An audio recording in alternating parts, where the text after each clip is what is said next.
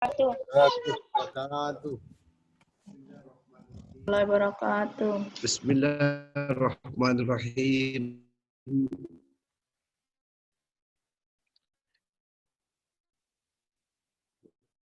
Alhamdulillah wa syukurillah wa la hawla wa la quwwata illa billah. Ayyuhal hadirun wal hadirat, para peserta Diklat Keluarga Sakinah yang saya banggakan, alhamdulillah setelah kita beristirahat beberapa jam yang lalu, kembali lagi untuk kita ke ruangan ini untuk Zoom kembali, membuka Zoom dalam rangka melanjutkan materi kita yang hari ini. Yang sekiranya ini kan disampaikan waktu pagi, tapi karena saya tadi dari jam 7.30 sampai jam 12, sebenarnya jam 13.45 baru saya selesai mengajar, tapi saya tadi selesai jam 12. Begitu juga besok Bapak Ibu. Jadi besok itu pagi kita masuk lagi seperti biasa. Itu kalau bisa jam 1 besok kita masuk ya, atau setengah 2 lah paling lambat. Ini. Saya harapkan agar semua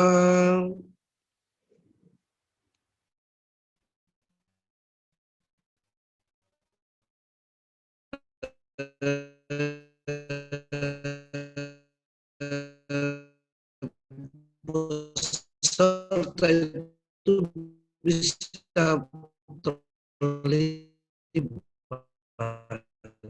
Ini sudah materi inti. Nah, kalau bisa ini yang masih ada di luar supaya segera bergabung. Ini kan baru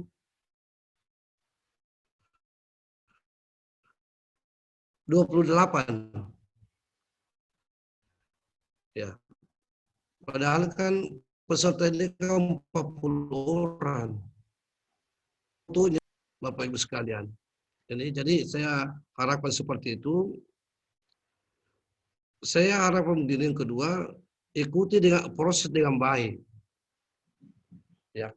Saya itu akan berikan kebijaksanaan karena kemarin itu banyak sekali kendala-kendala dengan mengupload tugas di BNC.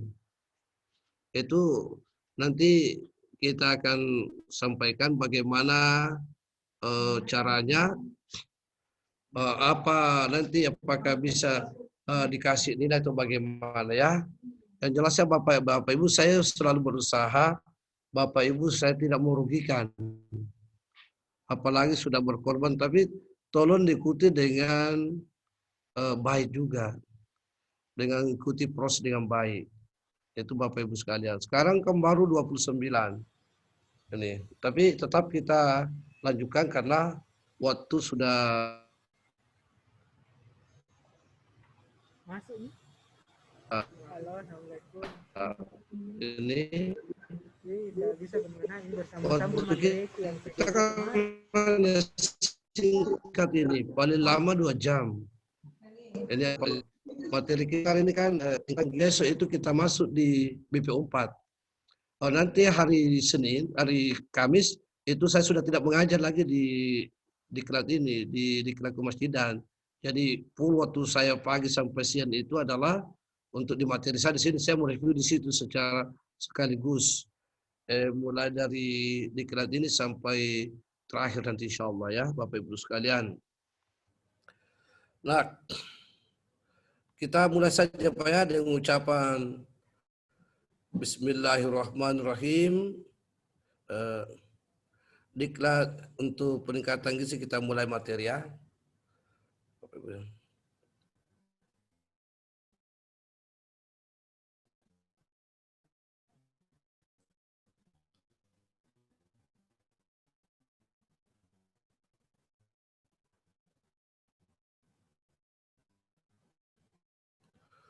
Baik. Halo.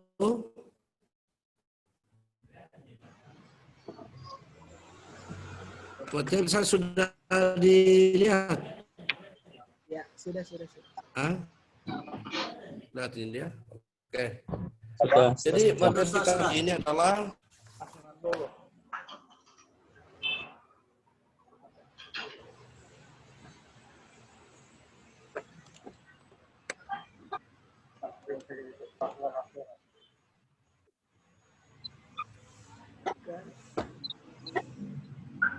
Jaringan.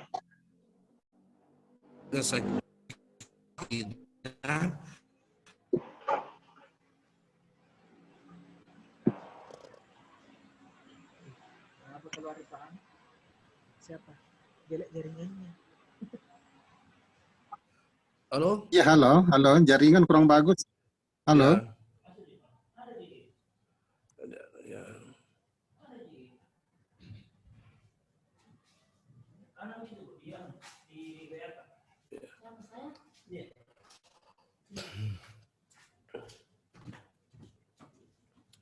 Baik, jadi ini adalah gizi, Pak ya. Memang dalam penyampaian materi diklat beda dengan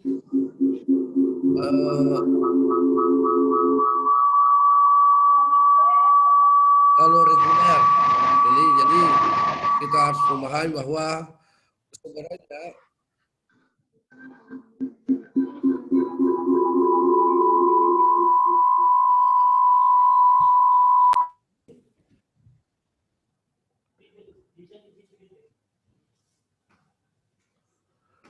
baik.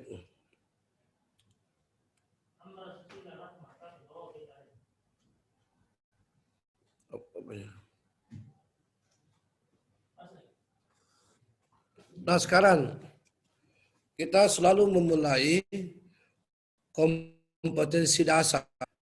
Dalam kompetensi dasar itu ada 2, pengetahuan. Jadi ini sangat sederhana, materi kita adalah memahami konsep dan haram, sedangkan kedua adalah membuat menu gizi seimbang. Ya, ini konsep dasar Bapak Andre. Selanjutnya dalam pembahasan kita bicara tentang konsep gizi keluarga.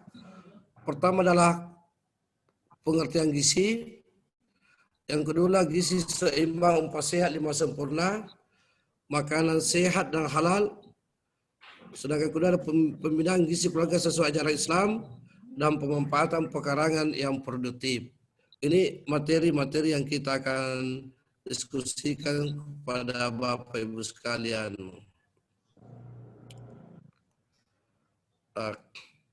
Sekarang saya mau tanya dulu Bapak Ibu, apa yang Anda kita pahami tentang gizi itu? Ya, Ibu Nasrawati. Mungkin Ibu Masruni, apa yang kita pahami? Ibu Masruni, apa yang kita pahami tentang gizi? Nasrawati, Pak. Ibu Masruni dulu. Apa yang kita pahami tentang gizi? Oh. Silakan, Bu. Ya, Assalamualaikum. Waalaikumsalam, ya. Yang kami pahami tentang gizi adalah makanan yang masuk dalam tubuh, yaitu yang punya mengandung vitamin dan bermanfaat dalam tubuh kita. Serta yang gizi, masuk itu adalah makanan yang halal. Jadi yang halal. Jadi kalau tidak halal bukan gizi ya? Iya, Pak. Halo.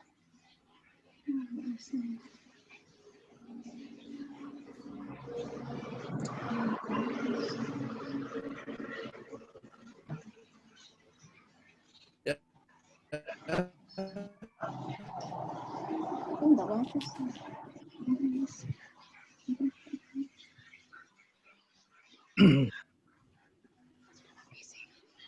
Rawi, jemput dia dulu.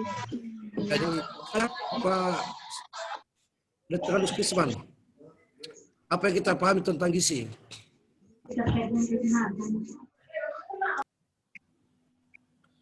Pak Kisman, silakan Pak.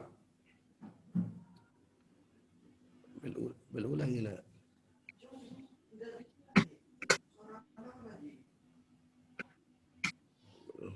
Halo? Apa yang kita pahami tentang gizi?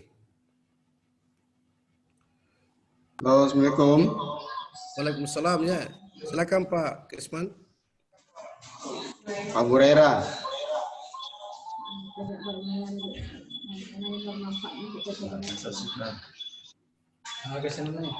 Abu Hurairah dipangkep.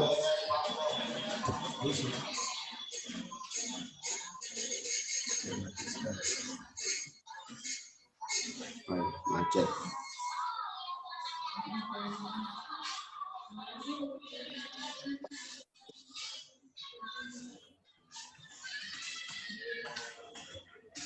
Ya.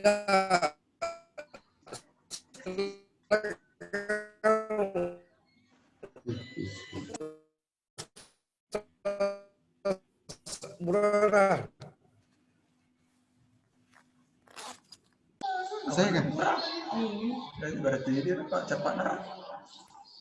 Halo, Assalamualaikum.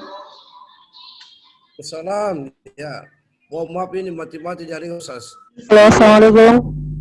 Halo, jadi gizi adalah zat-zat makanan yang masuk ke dalam tubuh yang dapat membangun fungsi-fungsi organ tubuh yang baik. Ustaz Murah. Halo? Salam ya.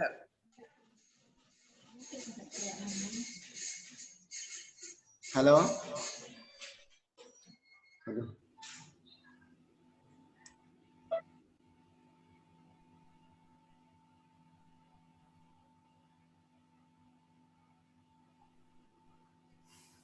Halo.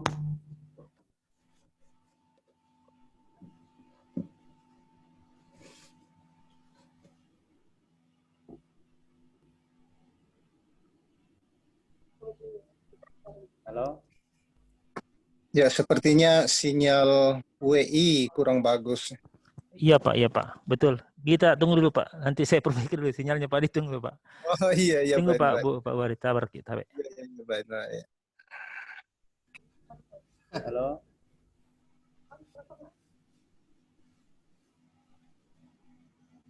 Halo.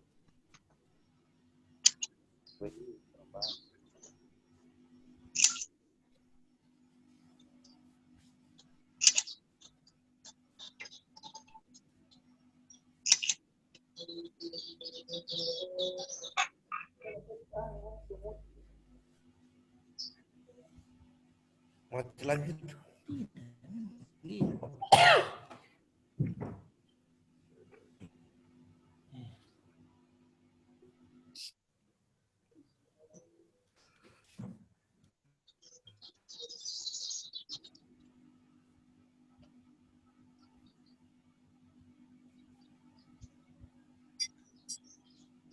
Yang kita mau bicarakan adalah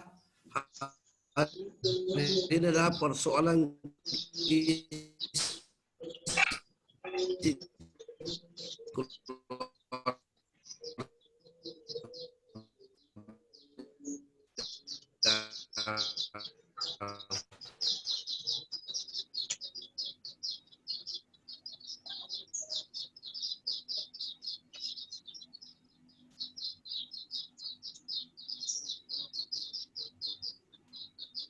di mana persoalan gizi ini juga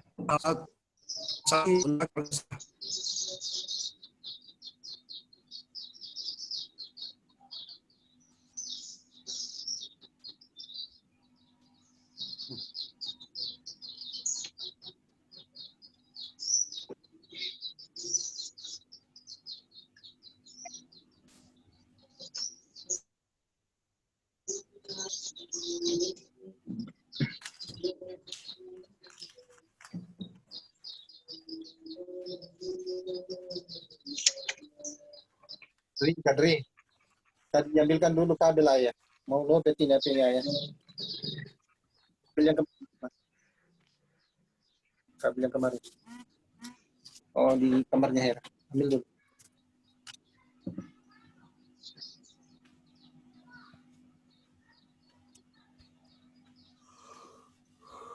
Ya, itu.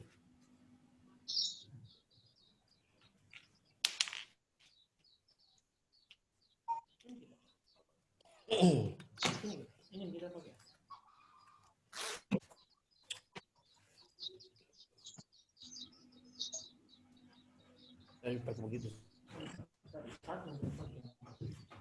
Lo Itu adalah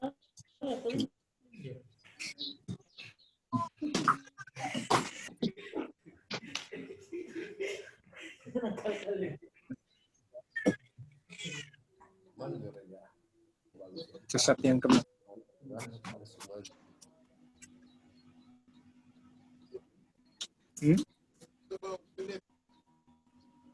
Bukan ini. Oh.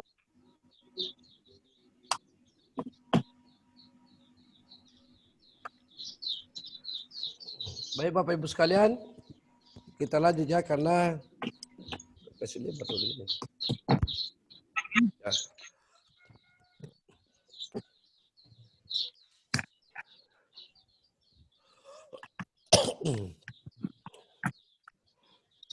Ada orangnya. Nah, saya mulai orangnya.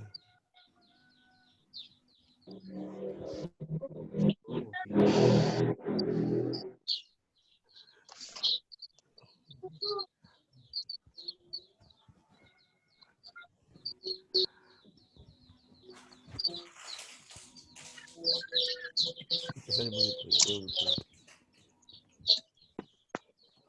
Ini satu dulu saja ini satu.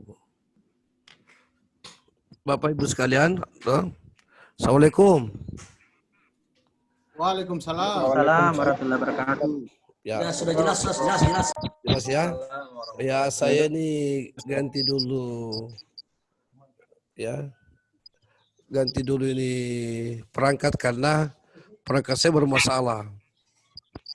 Ya. Jadi kita lihat dulu pertama adalah pengertian gizi itu. Yang kedua adalah kita bicara Islam dulu ya. Mudah-mudahan masih ada waktu. Jadi Islam itu memelihara 5 hal. Ya. Yang pertama, Islam itu memelihara jiwa. Yang kedua agama, ketiga adalah kehormatan, dan ketiga akal. Ini yang ini dulu ya. Ya, Bapak Ibu sekalian,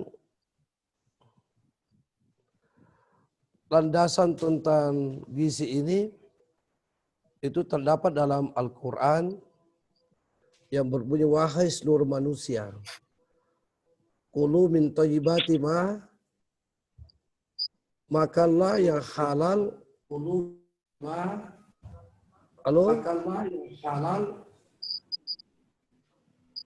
dari apa yang terdapat di bumi, dan janganlah kau mengikuti langkah-langkah setan. Itu yang satu landasan apa yang terdapat di bumi. Jangan mengikuti langkah-langkah. Itu yang satu landasan. Rekamannya masuk. Betul ulang ini bahasa aku. Hah? Apa? Ya. Itu ya. Yang kedua, halo? Suara saya didengar ya? Terdengar Pak, tapi putus-putus. Putus-putus suara Pak. Putus-putus suaranya. putus. Berarti jangan diputuskan ya. Hanya putus-putus ya, jangan diputuskan Bapak Ibu sekalian. Sekarang dalam hadis itu Rasulullah SAW bersabda, halal untuk mereka umatnya yang baik-baik dan mengharamkan yang habis. Yang habis itu yang tidak bagus ya. baginya. Dan hendaklah takut kepada Allah orang-orang yang ada di belakang mereka anak-anak yang ini ya. Terganggu di sini.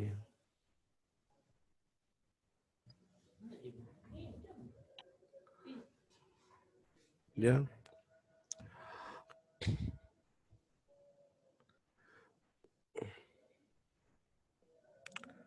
Selanjutnya di dalam Al-Quran itu Allah berfirman untuk para ibu-ibu, wahai para hendaklah menyusui anaknya 2 tahun. Dalam Al-Quran itu apa ya? Haulaini kamilaini liman arada ayyutimma radha'a ya. Ya.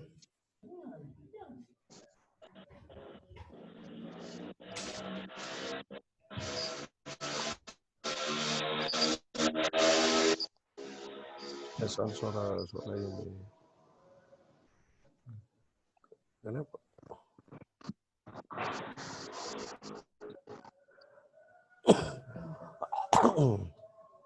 Dua. Sudah. Mana orangnya sih? Tidak ada muncul. Ya itu. Pakai letakku satu. Tapi dia lihat materi ku sana. Dia lihat materi ku.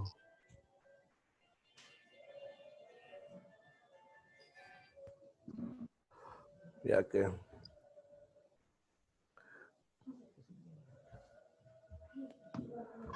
Bapak Ibu sekalian, jadi gizi itu banyak sekali macamnya ya. Jadi pertama bahwa gizi itu sangat bermanfaat di dalam tubuh seorang manusia apabila makanan itu yang halal. Karena ada juga gizi tapi bukan makanan, bukan tidak halal. Seperti bangkai. Ya. Ini Bapak Ibu sekalian. Halo? Dengar ya? Ya. Ya. Ya, Pak. Halo, jelas, Ustaz. Jelas ya? Banyak, Ustaz. Sudah bagus. Kalau tidak jelas diperjelas saja ya.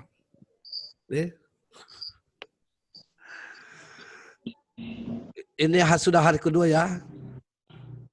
Hari ketiga. Ya. Sekarang apa manfaat gizi dalam kehidupan manusia itu sendiri? Habis ini ya aku duduk.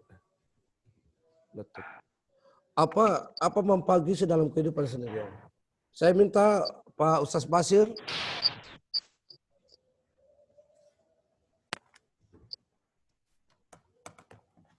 Silakan Ustaz Basir. Apa manfaat gizi dalam kehidupan? Kenapa gizi begitu penting dalam manusia ini, Pak? Silakan Ustaz Basir. Supaya gizi begitu bermanfaat karena sebagai tempat mempertahankan metabolisme tubuh manusia itu sendiri untuk menjaga organ tubuh manusia itu sendiri untuk bisa melakukan aktivitasnya dan menjaga kesehatannya itu tersendiri untuk melakukan kegiatan sehari-hari. Ya. Seperti itu. Ya. Yang lain, Pak, siapa lagi Pak Ustaz Buhari? Silakan Ustaz Buhari. Ya, Ustaz. Dalam tubuh kita ini kan banyak organ-organnya, banyak sel-sel ya. Ya. Lalu kemudian sel-sel, organ-organ agar kemudian dapat berfungsi dengan baik, maka disitulah pentingnya kemudian nutrisi masuk, ya, gizi itu yang tadi itu. Gizi. Ya. Oke. Yang lain? Muhammad Nasrul, Ustaz Nasrul ya. Muhammad Nasrullah. Mau menjawab bagaimana?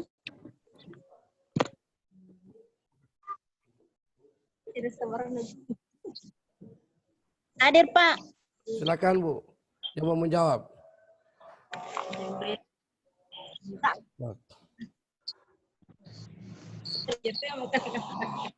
Dan selanjutnya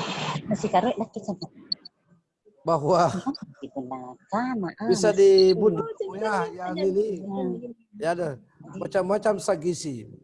Di dalam tubuh itu kan ada hewani, ada nabat ya. Ya. Kalau hewani itu dari mana Bapak? Daging-daging. Ya, Daging, dari hewan nabati, ya, daging. dari tumbuh-tumbuhan ya. Kalau nabati daging, nah hewan itu adalah zat gizi yang ada di dalam tubuh. Kenapa Islam sangat begitu dia sangat perhatian persoalan gizi ini? Karena ternyata makanan itu Rasulullah kan sudah mengatakan bahwa kalau Anda makan, makanlah dan minumlah dengan tangan Tangan kanan. Kanan. Kiri ya. Kanan, Pak. Tangan kanan, baik. Kalau cebok pakai tangan Tangan kiri. tangan kiri. Ya. Ternyata Bapak masih konsentrasi ya. Masih konsentrasi. Ya ini ya. Satu. Yang kedua selanjutnya bahwa itu anjuran agama. Saya mau tanya, kenapa agama itu memerintahkan kalau kita makan itu pakai tangan kanan? Kenapa bukan tangan kiri? Karena tangan kanan itu Ya, bersih, selalu bersih digunakan. Ya dengan siapa ini? Ibu Nasrawati Pak dari Mamujitanya. Iya dari Mamujitanya. Silakan Ibu Nasrawati. Kenapa diperintahkan untuk menggunakan tangan kanan? Karena memang dalam kehidupan sehari-hari tangan kanan selalu identik dengan kebersihan. Dan tangan kiri digunakan untuk memegang sesuatu yang bersifat biasa kotor. Jadi kita diperintahkan untuk menggunakan tangan kanan. Oh iya, alhamdulillah. Jadi tangan kanan itu adalah identik dengan kebersihan, sedangkan tangan kiri identik dengan kotor. Begitu ya? Nah. Iya Pak. Ini tuh. Jadi kalau kita sholat, Itu tangan kiri. kalau sholat itu tidak pakai tangan kiri. Apa kan Jo? Ini tuh bila saya mau bicara pasal bertanya, kan lebih di sini tuh yang anu di bawah. Oke, Bapak Ibu sekalian. Ini itu sehingga di dalam Islam Allah sudah mengatakan kulu washrabu biyaminit wala takulu wa yashrabuha bisimali fa inna syaitan yakuluha wa yashrabuha. Itu yang ini. Jadi sebenarnya memakai tangan kanan makan tangan kanan itu adalah mempunyai zat gizi. Itulah sebabnya bisa dimutkan. Saya mau bertanya Pak. Yang lain di-unmute dulu, di-unmute. Ini yang perempuan ini banyak sekali bicaranya, Bella. Jadi begini Bapak Ibu sekalian, inilah kalau kita memakai tangan kanan,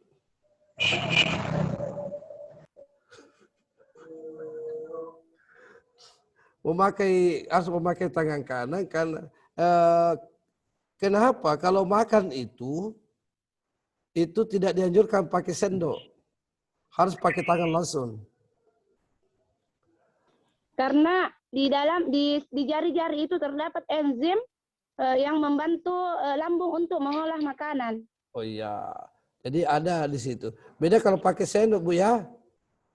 Iya, pakai sendok. Nah, itu yang makanan ini. Ini saya baru nih. Nah, selanjutnya Bapak Ibu sekalian, itu jenis gizi itu kan ada namanya karbohidrat. Apa itu karbohidrat? Ibu siapa yang muncul? Widya Waks. Ya, betul. Widyati lagi. Bukakan. Ya, Ibu Widyati silakan. Karbohidrat itu Pak yang seperti nasi, itu Pak. Jadi nasi ya. Jadi seperti beras, gandum, karbohidrat itu semua karbohidrat Pak. Ya. Nah, mungkin kalau Bapak Ibu melihat orang yang gemuk itu, apakah kelebihan karbohidrat atau yang lain? Kelebihan lemak. Ya, seperti siapa itu Bu ya? Ini Ustaz Aji Ahwal ini senyum saja ya. Itu dia, sebentar baru dia berkomentar itu. Ya, jadi itu ya. Ini dulu. Jadi ada namanya mineral. Apa itu mineral? Karbohidrat sudah, mineral apa lagi? Mineral itu adalah kandungan yang dikandung oleh air. Iya betul. Bersumber dari minum. Vitamin? Vitamin itu kandungan yang terkandung di dalam banyak buah-buahan dan sayur-sayuran. Iya. Protein? Protein itu banyak terkandung dalam daging. Daging. Daging, telur, susu. Nah, di dalam tubuh manusia itu juga 5 hal tadi ini harus memang ada. Tapi ingat, Allah katakan dalam Al-Quran, Innallaha la yuhibbul musrifin. Allah itu tidak menyukai orang-orang yang selalu berlebihan. Itu pakai sasya. Itu. Jadi Allah tidak menyukai itu orang-orang yang berlebihan. Makanya karbohidrat harus ada, mineral, vitamin, lemak juga begitu ya protein. Karena tubuh manusia itu sangat membutuhkan 5 hal itu dalam hidupnya. Nah sekarang kita ini secara umum. Sekarang ini bagi orang Islam, bagaimana makanan-makanan ini diolah menjadi baik, menjadi halalan thayyiban. Silakan Pak Armin. Silakan Pak. Bagaimana makanan itu bisa diolah menjadi halal. Ini kan secara umum tadi.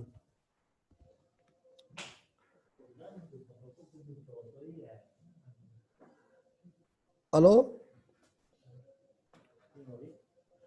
Pak Ustaz Armin? Oh ya. Halo? Halo ya, silakan Ustaz. Jadi, makanan itu berubah jadi halalan thayyiban secara misalnya itu hewan misalnya proses pemotongannya itu harus melalui seperti apa yang kita lakukan dalam proses memotongnya dengan secara Islami. Kemudian makanannya juga itu dimasak, baik itu sayuran maupun apa itu dimasak dengan secara bersih, matang dengan baik sehingga jadi halal yang thayyiban.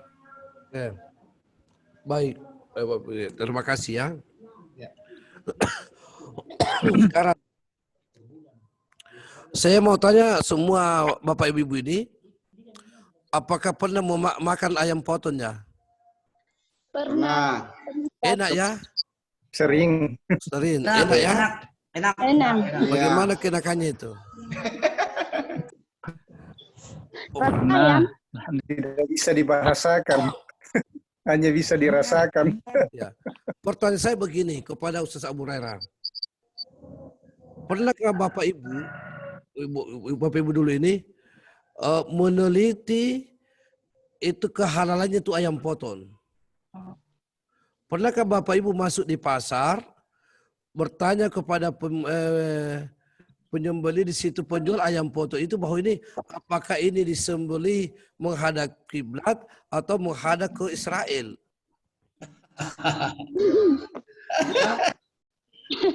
Pernah Bapak Ibu? Kalau saya Pak, maaf Pak. Ya. Silakan Bu.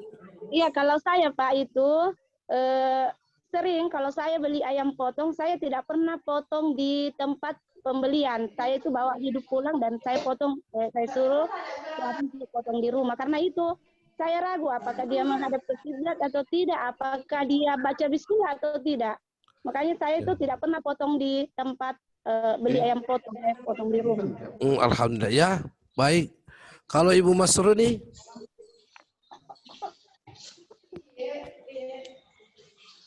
Kalau Ibu Masruni bagaimana Bu? Iya, Assalamualaikum Pak. Waalaikumsalam. Sama juga dengan Ibu tadi, karena pernah saya di Kendari itu beli waktu mau lebaran, itu anak-anak kecil yang memotong itu. Akhirnya pada saat ayam saya mau dipotong, bapak yang saya suruh potong di tempat itu Pak. Jadi dipisah. Baik. Jadi lalu mama dipotong di tempat pemotongan, punya suami yang potong sendiri Pak. Alhamdulillah. Ya. Iya. Jadi bagus. Kalau Ustaz Ahwan. Ya, ini Ustaz. Halo. Ya, silakan. Ya, jadi memang untuk menentukan halal tidaknya makanan, memang ada ditinjau dari berbagai hal. Jadi pertama memang makanan itu memang secara dasarnya dia halal. Dihalalkan menurut Al-Quran dan Al-Hadis.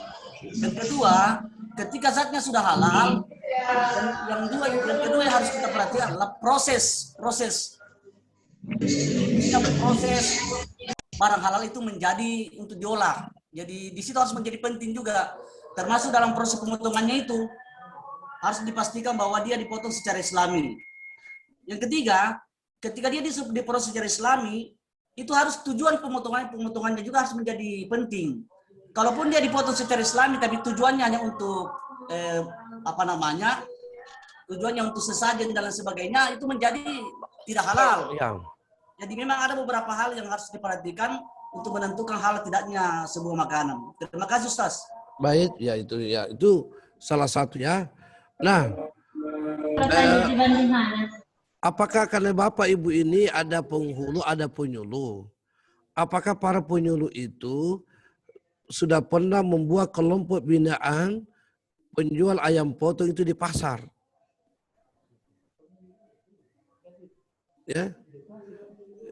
Ya, ini intinya. Karena ini sangat penting Bapak Ibu. Mungkin kalau bapak-bapak atau penyuluh, tadi menurut Ibu Masruni, menurut Ibu Nasrawati, bahwa dia beli ayam baru dipotong di rumah. Tapi bagaimana yang lain? Ya, bagaimana yang lain? Ini saya tantang penyuluh ini supaya mengadakanlah pembinaan, apalagi di Pak Haji Ahwal ini adalah kepala KUA. Kepala KUA itu punya wewenang penuh untuk membina masyarakat yang ada di kecamatan itu. Kalau kepala KUA kan enak Pak, ada penyuluh agama di bawah, ada penyuluh non-PNS yang bisa kita perbantukan. Kan begitu Pak Haji ya. Ini yang kita harapkan ke depan. Nah, sebelum kita masuk membahas tentang ini kan gizi masalah teori, tapi prosesnya dulu tadi Pak Jawal, kadang itu awalnya adalah halal. Ya, pemotongannya halal, tetapi peruntukannya tidak halal. Seperti kalau dibawa ke sesajen itu kan lain lagi Pak Haji ya, lain lagi. Cuma hari ini kita lihat secara umum, apakah ayam yang sering kita lihat orang makan, beli di pasar, apakah itu dipotong? Ya. Yang kedua, setelah dipotong, kadang-kadang itu langsung dimasukkan ke dalam ke dalam air ya, air panas. Penggilingan yang belum mati Pak, itu ayam yang celup ya, di air belum mati panas. itu. Apakah itu halal atau tidak? Ini dulu. Otomatis itu haram Pak, karena belum mati. Betul itu ya. Ini yang bukan kita kan mau bahas tapi mati karena digiling. Makanya setiap saya begini, Ustaz, Bapak Ibu sekalian, Setiap saya membawakan ini persoalan gizi adalah saya arahkan ke situ. Soalnya penyuluh agama itu punya kelompok bina khusus begitu dibawa di masyarakat. Ada mengatakan, Pak, marah. Ya, kalau marah jangan. Jadi kita itu memasuki seperti itu jangan pada tuh menjual. Bapak Ibu ya, jangan pada tuh menjual. Nanti setelah dia ini mungkin sore-sore atau malam, penyuluh agama itu berkunjung ke rumahnya silaturahmi. Minimal Bapak Ibu bisa dapat 1 ekor. Kalau berkunjung ke sana. Ya, minimal itu. Pak, ini saya lihat apakah kita kan kita kan orang Islam. Ya, apakah ini? Ya, kalau dia bilang ya sudah oke lah. Nah, ini juga penting, Pak. Karena dari prosesnya sudah tidak benar. Padahal Al-Quran mengatakan halalan thayyiban. Mungkin itu setelah dipotong dia menghadap ke kiblat membaca bismillah. Tetapi pada waktu masih belum mati ayam itu dikasih masuk lagi di tungku. Itu kan sudah tidak benar ya. Mungkin setelah itu pada waktu dicuci. Bagaimana mencuci ayam atau ikan itu yang sebenarnya. Jangan sampai bercampur dengan ini. Kan ada kan. Ini penting Bapak penyuluh harus pahami dan para peserta sekalian. Ini yang masalah karena kita persoalan gizi dalam Islam itu harus halalan apa ya? Thayyibah. Halal Dalam persoalan itu thayyiban itu kan harus sehat. Ya Pak? Ustaz, harus sehat. Makanan yang sehat itu adalah makanan yang diolah dari yang baik dan disimpan di tempat yang baik. Makanya itu Islam melarang makan bangkai. Oh ya? Contohnya begini Bapak Ibu sekalian. Ada ayam bangkoknya Haji Ahwal. Contohnya ya. Ini kan Haji Ahwal banyak ayam bangkoknya. Dengan Ustaz Basir di Bone. Tiba-tiba ini ayam ini keluar di depan rumah di jalanan. Ada motor atau mobil lewat, ditabrak. Apakah itu hal dimakan atau tidak? Halo? Haram. Haram. Haram. Kalau tidak disembelih. Siapa yang bilang? Tergantung dari penyebab kematiannya, Ustaz. Ya. Belum tentu. Kalau dia belum Apa mati, sempat dipotong. dipotong? Kalau dia belum mati, masih Sembelih dipotong, Pak. Berarti dia halal. Kalau sebelum meninggal dia sempat dipotong. Iya, kecuali Satu sudah orang mati dulu, baru satu orang saya haram. minta. Ustaz Basir dulu, Basir.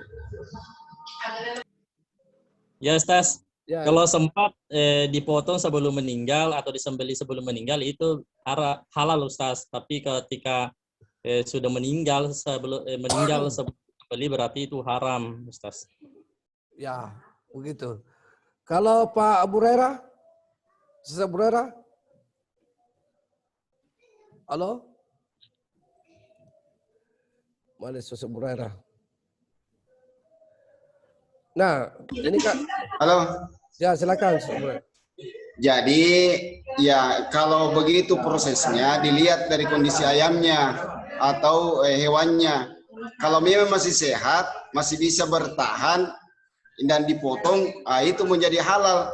Tapi kalau umpama sudah sakarat, saya kira itu sudah ya mendekati haram. Ya. Apalagi kalau sudah mati memang nih. Itulah. Mendekati haram berarti halal Ustaz. Ya, kalau ada dari utara Ustaz Ibnu Wahab,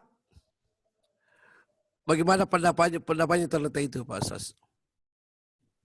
Dilihat dari kondisi hewannya, kalau hewannya masih hidup, biarpun sekarat, ya dipotong dengan baca basmalah sesuai dengan sunnah, saya kira masih halal. Tetapi kalau sudah mati berarti hukum sudah jadi bangkai, haram. Iya. Kira seperti itu.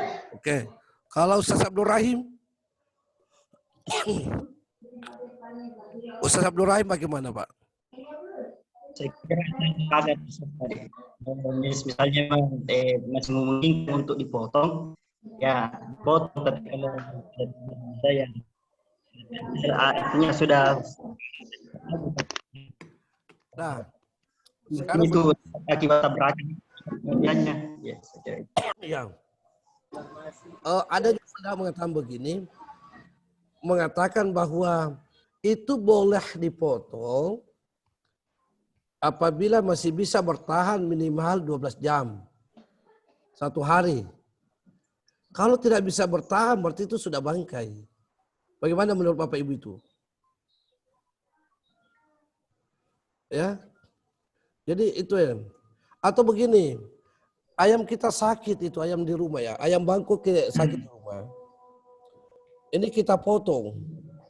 Tapi kita tidak yakin bahwa bisa hidup lagi 1 hari 1 malam. Ini juga perlu dikaji Bapak Ibu. Ya perlu dikaji sekali nih. Ya. Selanjutnya.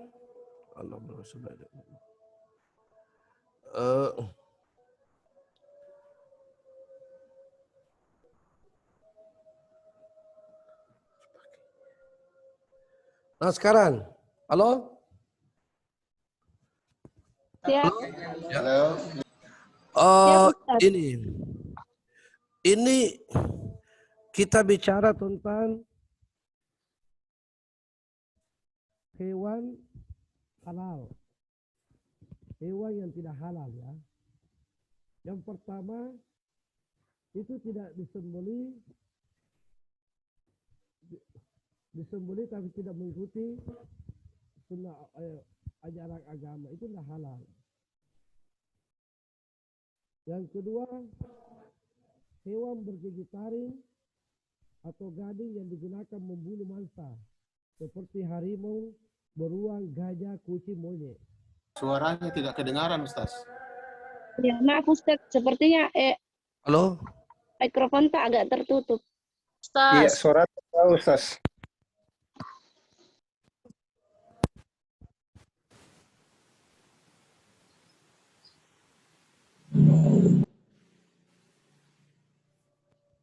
Halo? Kenapa hilang suaranya?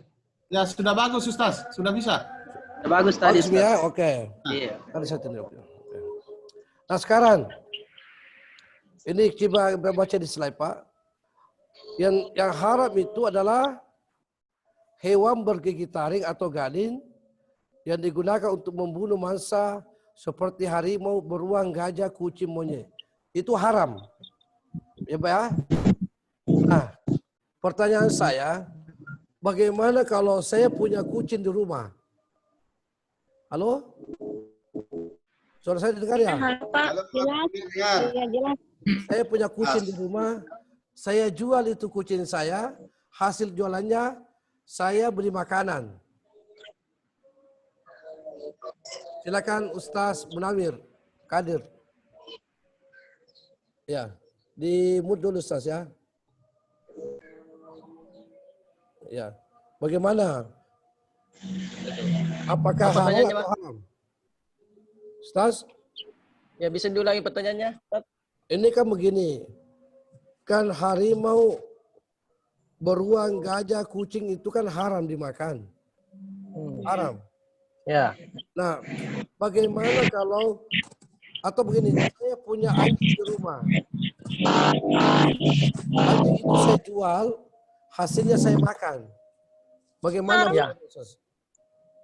Ya, kalau seperti itu, Ustaz, kalau seumpama hewan yang sudah jelas keharamannya, kemudian dijual untuk membelikan sesuatu yang haram, yang halal, entah itu apalah, pada hukumnya tetap haram, karena pada asalnya hewan yang dipakai untuk menjual tersebut sudah haram. Jadi apa yang seumpama harimau atau anjing itu dijual, kemudian hasil penjualannya dibelikan sesuatu yang halal, itu pada hukumnya tetap haram, karena hukum asal yang dipakai menjual itu adalah haram. Seumpama anjing, babi dan sebagainya. Mungkin seperti itu, Ustaz. Nah, Pernahkah Bapak Ibu selaku penyuluh agama menyampaikan begitu seperti kepada masyarakat? Ini yang banyak kejadian di masyarakat, Pak. Apalagi sekarang orang pelihara kucing, luar biasa itu, Pak. Nah, kenapa kucing itu haram dimakan?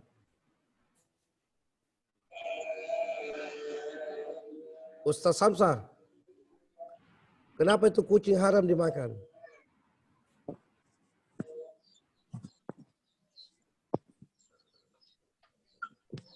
Nah, punya gigi taring, Ustaz. Oh iya, punya gigi taring lah, atau gading ya? Iya, Ustaz. Yang kedua. Nah, selanjutnya,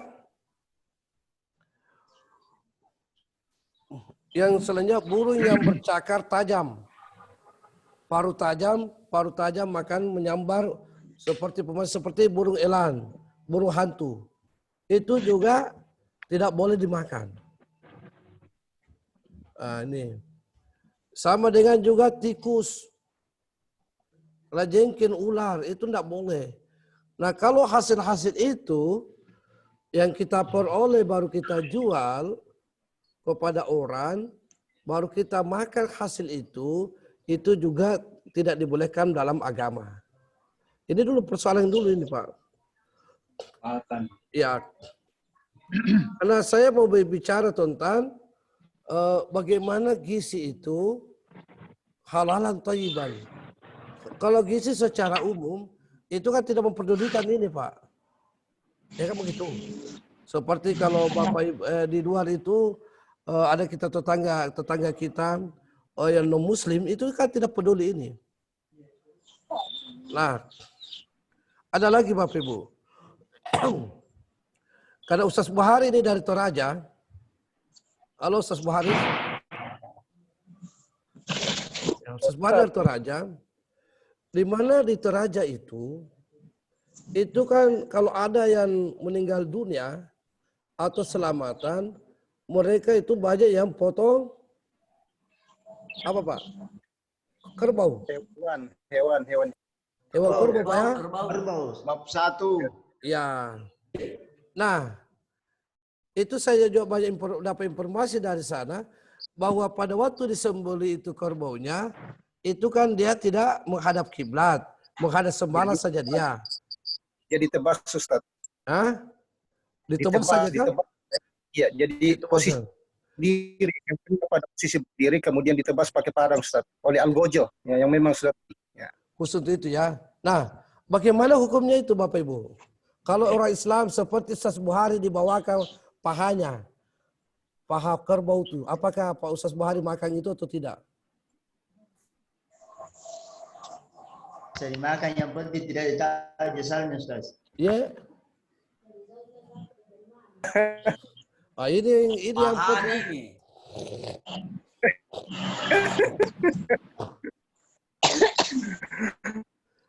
Kenapa saya kenakannya? Saya mau tanya bagaimana, apakah Pak Ustaz Buhari ini makan atau tidak? Kalau kerbau yang dibawakan itu tidak diketahui bagaimana cara penyembelihannya. Bagaimana Ustaz?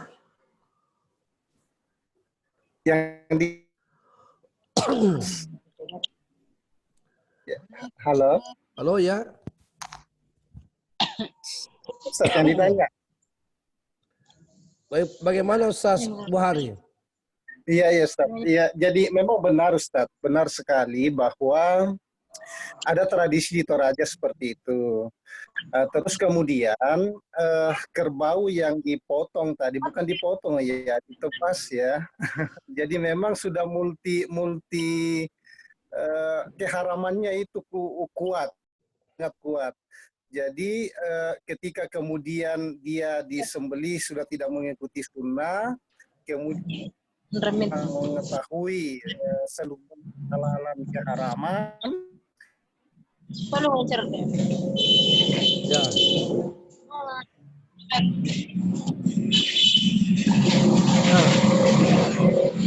Halo. Ya sekarang begini Bapak, Bu.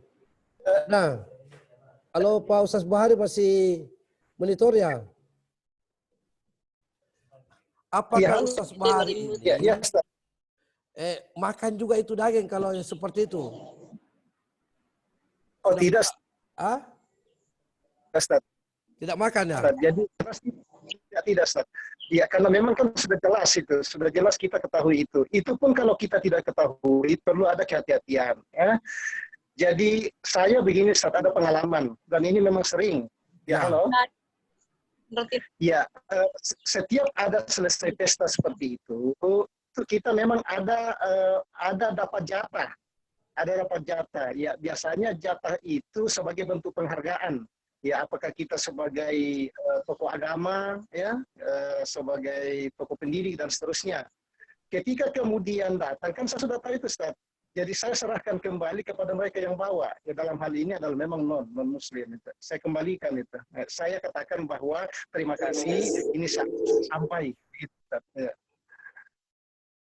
Baik. Ini jadi karena kita, tapi kalau kita tidak tahu. Halo? Kita perlu bertanya, Ustaz. Kita perlu bertanya. Ya, kalau misalnya di Toraja kan sudah jelas itu, ya, dari pesta orang mati kan sudah jelas itu, ya kita ketahui. Ya, kalau misalnya tadi itu kita ragu-ragu kan kita perlu bertanya ini dari mana begitu. Ya, begini, Ustaz. Ustaz. Ya. Ustaz. Siapa ini? Silakan. Ya, ini pernah juga saya tanyakan Ustaz pada Ustaz waktu ada pengajian, katanya itu kalau misalnya kita tidak tahu, kita makan saja, tapi kita mengucapkan basmalah. Itu ya. Ustaz, pada saat kita makan Ustaz. Terus itu yang tadi waktu penyembelihannya itu Ustaz, tidak apa-apa kita makan juga dagingnya Ustaz, yang penting kita tahu bahwa pada saat dia tebas itu dia juga membaca basmalah. Saya kira itu Ustaz. Betul. Tapi kan ini kan orang ini yang menyembelih ini kan bukan orang Islam, Bu. Iya, konteksnya non-Muslim. Ya, boleh dikata dengan ahlul kitab ya. Kalau tapi itu masalah kitab. Cuma memang ini persoalan hewan ini itu kan tidak menghadap ke kiblat. Nah, ini ada begini. Saya mohon maaf, kasus-kasus ini banyak sekali. Yang terjadi bahwa hari ini di Makassar itu, Bapak Ibu, ada Palu Bahasa, ada saudara itu Asipakna, As-Sauna, 8.000 itu, Bu. Saya mohon maaf, saya karena murahnya begitu, alhamdulillah sampai hari ini belum pernah saya singgah makan di situ. Kenapa saya tidak singgah makan? Karena saya ragu-ragu itu dagingnya dari mana. Jangan-jangan daging itu dari Toraja. Karena menurut ada salah seorang kepala kaum sampaikan sama saya, bahwa setiap malam Pak, itu pengiriman daging dari Toraja itu ke Makassar itu banyak sekali. Karena orang di sana Pak, mengatakan salah satu pesta itu, kalau kita orang Islam itu, kurban itu kecil dibanding mereka. Pak Ustaz Bahari ya? Kecil. Kita kan satu ekor itu dibagi 7. Dia di sana potong itu sampai 22 ekor. Sendiri apa? Yes, jadi waktu saya ke Toraja Ustaz Bahari. Yes, saya di Toraja Utara saya menghadiri itu acara Mak Nenek. Yes, iya. Saya lihat di sana ada orang meninggal berdiri. Berdiri, Pak. Ya, baru dia pakai baju.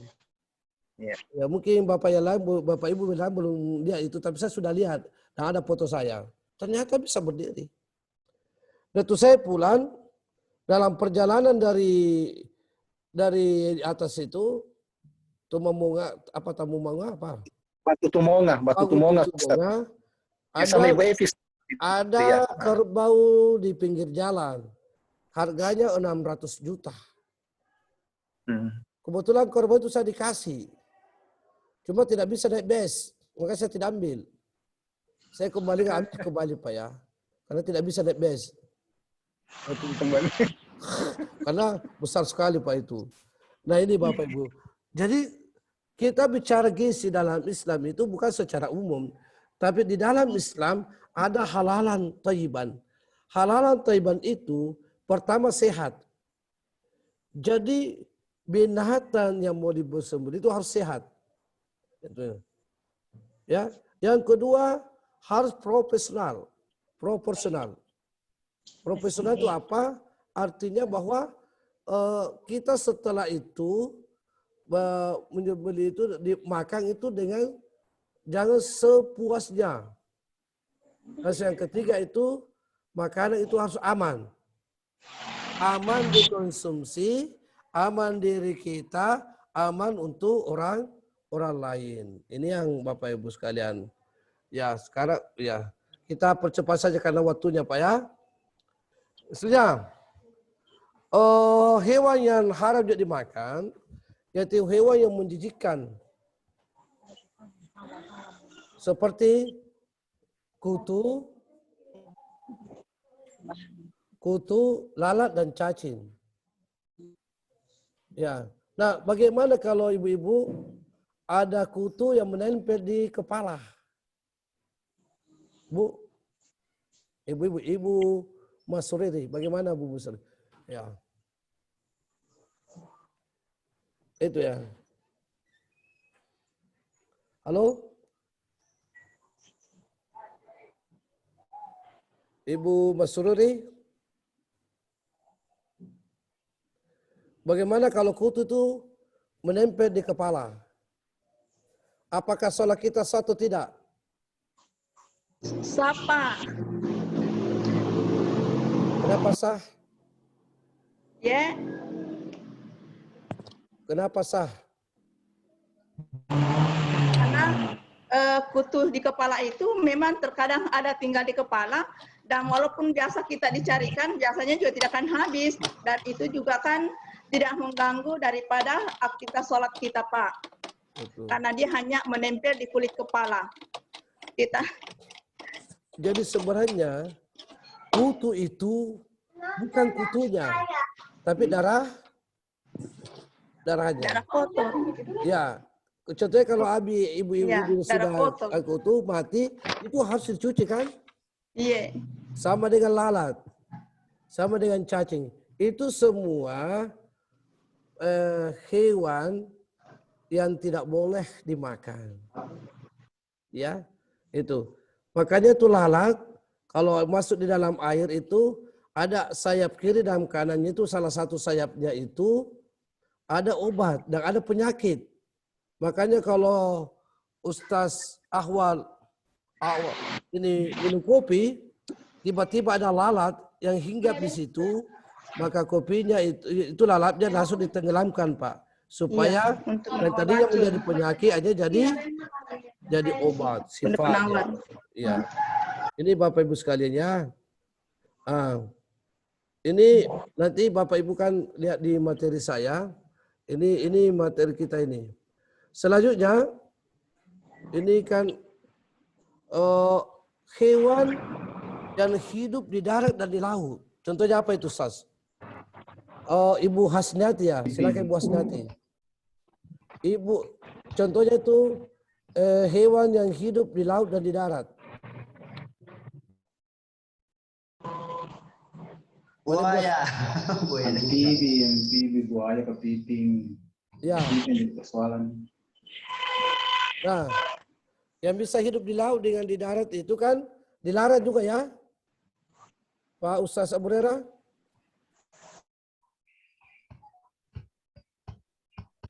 Halo? Ya. Itu silakan Ustaz Abu Hurairah. Jadi hewan yang bisa hidup di dua tempat ya atau amfibi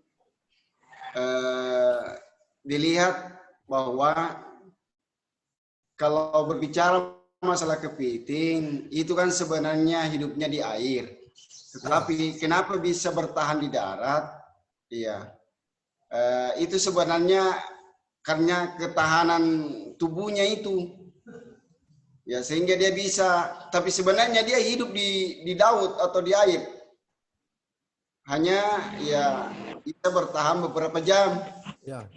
Sekarang itu halal, Ustaz. Jadi ya betul, kepiting itu kenapa bisa halal? Karena memang dia tidak bisa bertahan lama di darat. Di darat, iya. Beda dengan ular. Ya. Atau buaya. Buaya. Nah, itu tidak boleh memang, karena memang buaya itu kan dua alam. Dua alam. Ya bisa di darat dan bisa ya di laut, air. Yeah. Kalau mata buaya? Iya. Kalau mata buaya bagaimana? Buaya darat. Buaya darat. Ya. Allah. Ya. Ini kalau PJJ ini kan kita selalu serius ya. Bayangkan saya nih. Ya, nah, jangan cari yang jomblo karena banyak, sehingga cari yang terus ingat satu sehingga. Selanjutnya Bapak Ibu. Ya ini juga masuk makanan ibu hamil ya.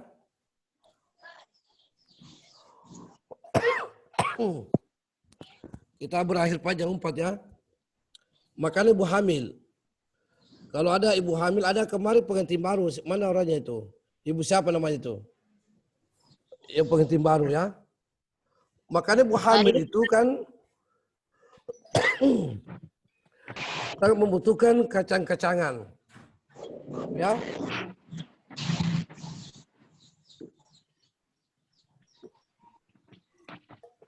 Itu kacang-kacangan ya. Sayur-sayuran dan buah-buahan. Ini ya.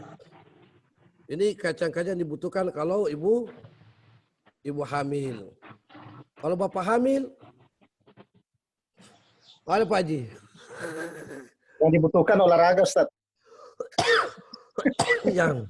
Fitness. Jadi makanan ibu hamil itu adalah susu dan produk olahannya. Susu apa saja itu makanan sumber karbohidrat, daging dan ya itu senyum. Selanjutnya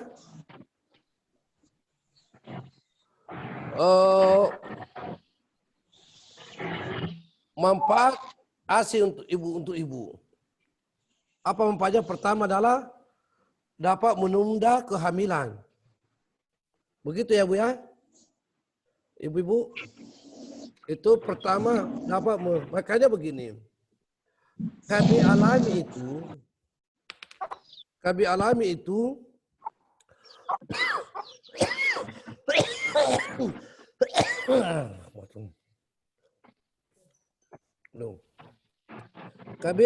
itu ndak usah minum obat KB, ndak usah minum. Kalau ibu-ibu menyusui itu setiap hari tidak pernah alpa menyusui itu selama 2 tahun, maka ibu tidak akan hamil 2 tahun. Ya, bagaimana Bu? Itu kalau ibu-ibu menyusui itu selama 2 tahun tidak pernah alpa, maka tidak akan hamil. Ini KB alam. Makanya tidak usah minum ini. Itulah sebabnya dalam Al-Quran Allah katakan haulaini kamilaini liman arada ayyutimma radaa, ya. Di situ sangat penting itu. Selanjutnya ini kita lanjut lagi. Kalau ASI itu membuat hubungan seksual lebih hangat. Makanya bapak-bapak itu kan ada juga mungkin bapak ibu-ibu punya anak 3. Anak 3 ini kan menyusui kan maksimal 2 tahun. Tapi ada yang menyusui seumur hidup. Biasanya menyusui seumur hidup. Pertanyaan saya, apakah boleh seorang suami menyusu sama istrinya? Halo, Ustaz Joharudin. Silakan Ustaz Joharudin. Ya, terima apakah kasih. Boleh? Ya. Boleh, asal Boleh. hati-hati jangan ditelan. Boleh, tapi jangan tertelan. Oh begitu ya. Kalau Ustaz ya, Ahwal gimana Pak Ustaz Ahwal? Tadi ada pernyataan boleh, tapi yang penting jadi ditelan. Telan airnya, maksud saya telan air susu. Ya. Kalau menyusu itu Pak Ustadz, yang penting bukan dalam keadaan berair itu sementara ada kandungan susunya, enggak apa-apa. Begitu ya. Nah, yang kedua, justru itulah sebenarnya hukumnya antara orang tua dan anak itu dilarang nikah karena sesusuan. Jangan sampai saudara sesusuan. Oh begitu. Ya bagus juga ya. Sekarang begini. Itu dalam ilmu fikih kontemporer bahwa itu boleh saja seorang suami menyusu kepada istrinya karena susu itu kan tidak mengenyangkan. Adakah bapak-bapak menyusu sampai kenyang? Enggak ya? Beda dengan bayi. Bayi itu kan sampai kenyang Bapak. Kalau bapak-bapak kan tidak sampai kenyang. Yang kedua, manfaatnya itu luar biasa adalah mencegah kanker payudara ibu-ibu. Ternyata setelah dikaji dalam Islam, ternyata kita kaji itu, ternyata memang bermanfaat sekali karena itu mempunyai hubungan kehangatan yang luar biasa. Artinya apa? Ini juga bahagian daripada manfaat ASI untuk ibu-ibu. Manfaatnya bagaimana itu? Karena sekarang persoalannya dengan sekarang ini ibu-ibu itu kan banyak yang tidak mau ini, ya tidak mau menyusui anaknya sampai 2 tahun karena merasa takut ya. Nah sekarang kita lanjut Bapak Ibu. Ada ini.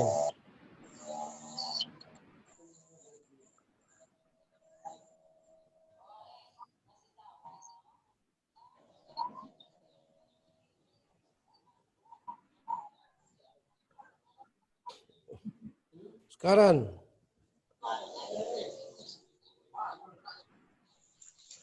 ini Bapak Ibu coba kaji dulu.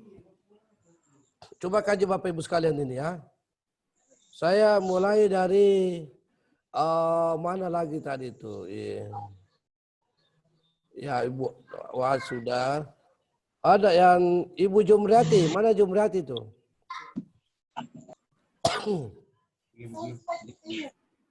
Jumriati. Bapak. Ya Ustaz. Jumriati bagaimana ini isi? Ya, isi piringnya ini. Ini ya. Halo? Ya. Ya Ustaz. Ya, kita lihat ini. Ini kita coba komentari isi piring ini. Menurut dari pengamatan saya, gambar yang ada di piring itu, di mana yang dari ada makanan lauk pauk, buah-buahan, sayuran. Ya. Apa manfaatnya itu? Kalau menurut saya yang lauk pauk itu termasuk protein, Pak ya. Kemudian buah-buahan dan sayur bermanfaat bagi vitamin. Yang makanan pokok. Nah sekarang Ustaz Hairul Anwar. Ya. Ini kita bicara tentang gizi. Ini coba isi piring ini Bapak. Saya bagi 4. Ada lauk pauk, ada makanan pokok, ada buah-buahan, ada sayur-sayuran. Apakah kita makan ini? Halo? Apakah kita makan ini bersamaan atau bergantian? Bergantian. Ya. Bergantian Ustaz. Bergantian ya? Iya. Bergantian ya? Makanan pokok bersamaan dulu, ada ya. baru lautnya.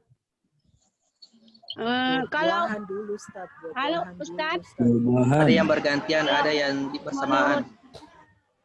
Ya, kalau yang kalau menurut saya Ustaz, ya, ya, Nasrawati Ustaz. Silakan. Kalau menurut saya Gantung selera, yang Ustaz.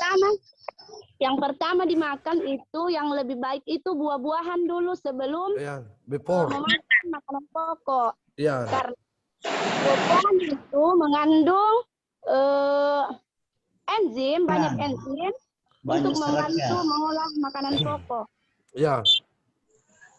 Kalau saya nih Pak Ustadz, ini adalah pembagian 4 sehat. Tentunya ini adalah merupakan yang dibutuhkan oleh tubuh kita. Sehingga dalam hal pengasupannya harus diatur secara proporsional. Proporsional karena tidak semuanya yang kita ini anggap 4 sehat, ketika tubuh kita ada sesuatu yang mungkin semacam alergi yang bisa jadi penyakit, itu tidak bisa juga kita sekarang langsung suap. Jadi secara proporsional ini perlu diatur sesuai dengan apa yang peruntukan untuk kesehatan kita. Sekira seperti itu. Oke. Nah ini kan begini. Di dalam tubuh manusia itu kalau makan kan sepertiga untuk makanan. Sepertiga untuk apa? Udara. Sepertiga untuk air ya. Nah ini yang kita mau. Ini kaitannya dengan memang makanan sehat, 4 sehat 5 sempurna. Ya Bapak Ibu sekalian. Nah, coba kita lihat gambar ini Bapak Ibu. Kita lihat gambar dulu ya, sebelum kita berakhir. Ini coba kita lihat gambar ini. Ini kan ada gambar apa ya? Ini apakah ini termasuk 4 sehat 5 sempurna nih? Buahan, sayuran. Belum. Belum ya? Belum. Belum ada lauk pauknya, belum ada, Ustaz. Belum ada lauknya upaya. Tapi ini adalah salah satu bahagian dari 4 sehat ya 5 sempurna. Ini bahagian. Salah satu ya. Iya. Ini kan kebanyakan buah. Ingat bahwa makanan ini kebanyakan dikonsumsi oleh di barat ini. Kalau kita begini, beda kita kalau di timur. Orang timur itu kalau makan banyak nasi, banyak kurang ikan, ya, tapi nasinya banyak. Tapi kalau orang barat itu makan dia nasinya kurang, tapi lauknya yang banyak. Itu bedanya dengan kita Bapak Ibu. Seperti saya kalau makan juga itu kan begitu Bapak. Ya ini ya. Bapak Ibu sekalian, sebelum kita masuk lagi, ada pertanyaan yang sampai di sini ya? Apa masalah gizi? Ya, silakan Bapak Ibu yang mau bertanya, saya kasih kesempatannya.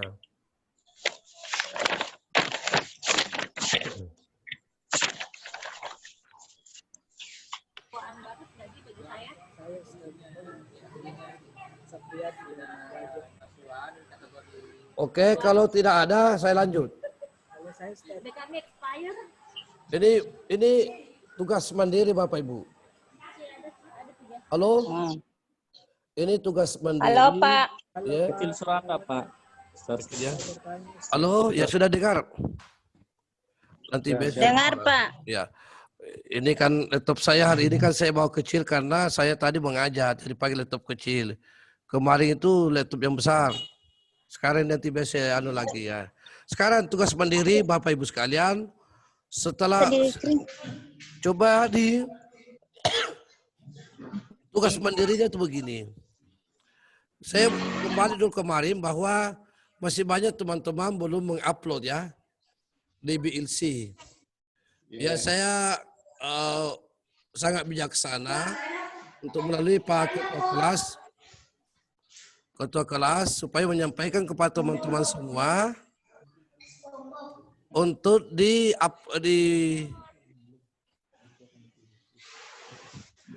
store di BLC nanti dibukakan kembali. Materi kemarin itu saya kasih waktu paling lama sebentar malam ya, bisa? Ya, bisa. Yang keluarga Sakinah itu ya kemarin. Iya, iya. Nah, untuk ini kan tugas mandiri kita begini. Dalam Al-Quran itu kata thayyib. Kata thayyib ya, berarti sehat, proporsional, aman. Aman. Silakan mencari ayat Al-Quran yang terkait dengan hal tersebut. Ini mudah-mudah semua ini biar harus bisa dikerja sebenarnya ini. Jadi apa ayatnya kalau sehat, apa ayat kalau proporsional, dan apa ayatnya kalau aman. Ya, Pak ya? Ini saya ya, sehat, proporsional, dan aman. Ini bisa nanti kita masukkan Ilin BLC itu juga paling lambat jam 9 dulu ya. 9 malam. Jam 9 malam. Bisa ya? Bisa, Ustaz. Ini makanya materi ini saya ganti tugas mandirinya Bapak Ibu. Supaya Bapak Ibu semua mengerjakan ya. Ini kan apa ya kalau thayyib itu berarti sehat. Kan ada dalam Al-Quran. Proporsional. Aman Pak. Jadi orang Islam itu saya ulangi, dalam makanan gizinya itu harus sehat. Proporsional itu harus makan yang sesuai dengan anjuran. Jangan berlebihan. Yang ketiga adalah aman dari segala-galanya. Aman jasmani dan rohani. Aman jasmani dan rohani. Bagi itu Bapak Ibu sekalian, kalau sudah aman jasmani dan rohani, maka saatnya kita berpisah. Ya, kalau sudah aman Pak ya. Kalau sudah aman jasmani dan rohani, ya, saya ucapkan selamat buat Bapak Ibu sekalian. Semoga sehat selalu. Salam sama keluarga. Dan sampai jumpa besok insyaallah. Wassalamualaikum warahmatullahi wabarakatuh. Waalaikumsalam warahmatullahi wabarakatuh. Terima kasih Ustaz. Ya, siap. Waalaikumsalam. Ya, siap ya. Itu materi saja Ustaz untuk hari ini dari Pak Ustaz. Halo. Jadi untuk hari ini sudah tidak ada lagi materi untuk Pak Ustaz dari Pak Ustaz. Ya, Assalamualaikum Bapak. Gimana Bapak? Mohon maaf. Ya, berdasarkan. Itu